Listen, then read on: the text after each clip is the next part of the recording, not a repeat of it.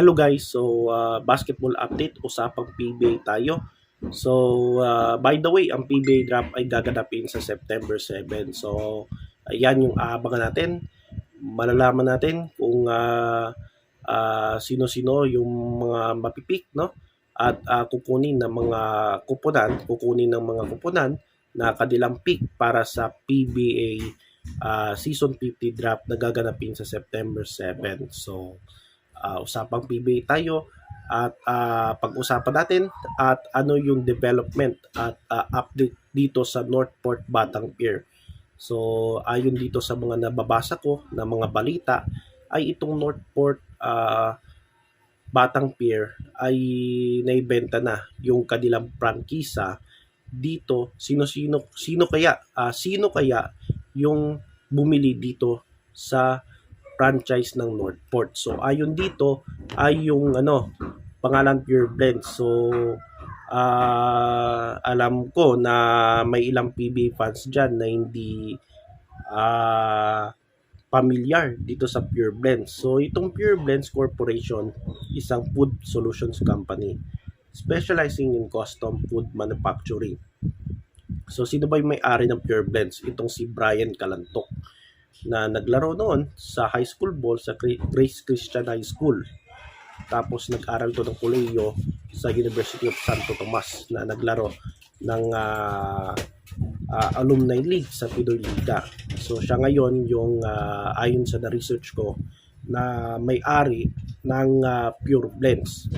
So yung pangalan na dadalhin ang pangalan na dadalhin sa PBA ay Titan nakalimutan ko na yung parang yun yung dadalhin nilang pangalan kapag nasa PBA na sila. So itong Pure Blends Northport or Pure Blends kung matuloy nasa pang-apat na pwesto sila sa PBA draft. At nung nakarang video natin ay gumawa ko ng sarili kong mock draft kung saan ang number 4 Northport or Pure Blends ang pinili ko ay itong si Will Gosum kung sakaling makuha nila si Will Gosum. So itong si Will Gosum ay big man 6'5 o 6'6 na player to ng St. Benil. Tapos ang disadvantage lang ito ay injury niya. Pero pagdating sa hardworking ito, magaling ito si Will Gosum at maasahan. So at NCMVP pa ito. So abangan natin kung si Gosum bang kukunin nila sa number 4 pick o hindi. Sorry, meron pa mga available dyan na gwardiya, katulad ni Dal Panopio, Jason Brickman, yung mga LJ Gonzalez, tapos yung mga Phil-Ams kagaya ni Chris Miller, Cassius Ball Martin. So di pa gaano pamilya sa mga Phil-Ams na ito, pero yan yung posible na yung mga yan yung posibleng mga players na pwedeng kunin ng Northport or Pure Blends. So ayan yung abangan natin na picks, kung sino yung kukunin ng Northport or Pure Blends sa PBA draft na gaganapin sa September 7. Tapos itong Pure Blends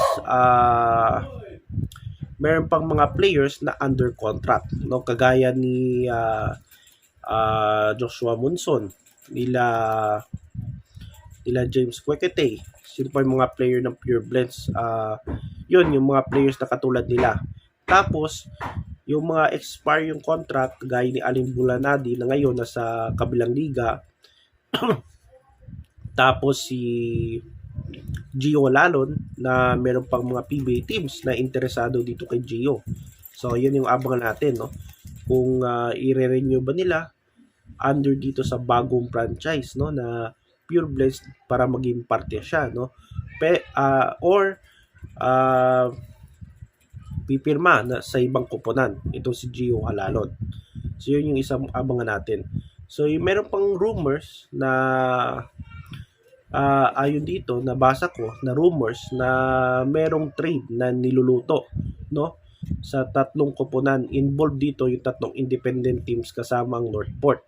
So Northport, Phoenix at ewan ko kung itong Northport parang hindi na to independent team, parang ano na ito, no, ever since na nawala yung kanilang parang ano na ito sister team ng SMC itong Northport, no. Tapos Phoenix at Converge. So sila yung tatlo na involved dito, at yung posibleng kunin ng Converge itong si Evanelli. Tapos si Larry Muyang, ay Converge pala, sorry, si Evanelli. Yung rights ni Larry Muyang. Tapos yung Phoenix, si Evanel. Tapos ang Northport, si Gio Ambohot. So hindi pa official yan, pero merong niluluto na 3-team trade, no. So yan yung abangan natin dahil ilang araw na lang yung draft day. Tapos bukas baka magsisimula na yan, mga trades na yan. So yan yung abangan natin, no. So ang tanong dito, dahil itong Pure Blends nabili na nila yung franchise ng Northport, ang isa pang tanong ay aaprubahan kaya ito ng mga PBA board. So sa tingin ko maaprubahan ito. Ang problema na lang, at least makakuha ka na lang ng majority, no, na majority vote. Alam ko mga 60, no, 60%. Kasi ilang board of governors dyan, 12, no, 12, alam ko 12. Tapos parang hindi kasama sa boto yung Northport, no. 12 kasama yung commissioner, no. So yun. So at least majority votes makukuha mo dyan. Ang problema lang dyan yung SMC teams kung papayag sila, no. Dahil kung theory yung pag-uusapan natin, kung theory ito, kung theory halimbawa, mawawalan sila ng kapag binoto nila na itong papasukin itong Pure Blend sa PBA. Tapos ang kalabasan ng Pure Blends pagdating ng PBA ay hindi katulad ng pinalitan nila. Kasi itong Northport is kapag yung mga players nila na talagang hinog na ay nililipat, no, sa ibang koponan.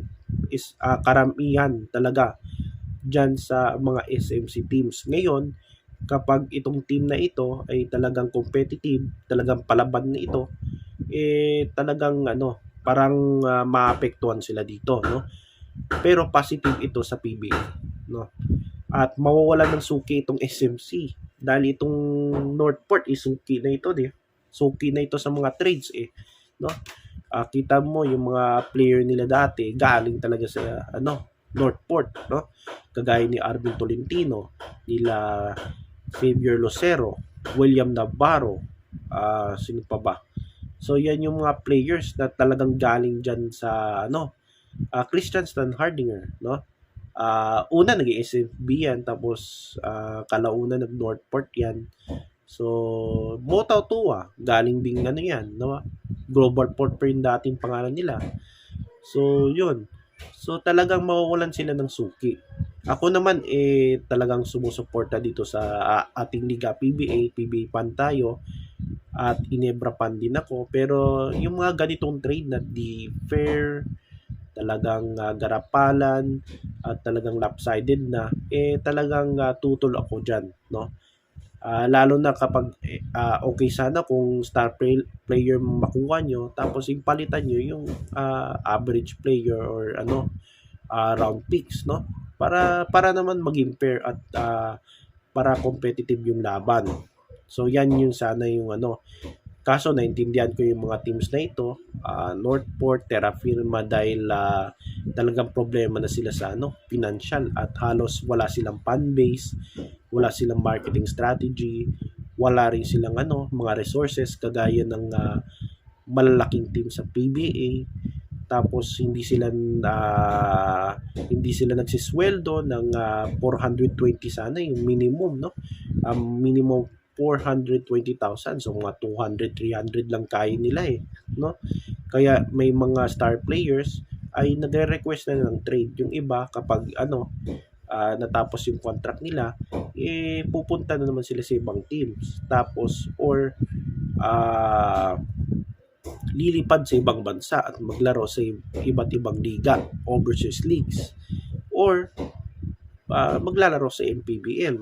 If yung team na yon merong maximum contract, no, na hindi kaya tapatan yung kaya nilang tapatan, yung kontrata, yung offer doon sa previous team niya. So yan yung problema dito sa mga teams sa PBA. Hindi naman lahat ng team maliit yung pasahod.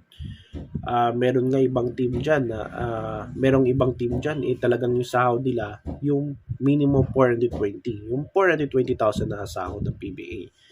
So pero yung ibang teams hindi nila kaya na magpasahod ng ganyang So parang nasa 200, 300 lang sila. So yun yung isang problema diyan.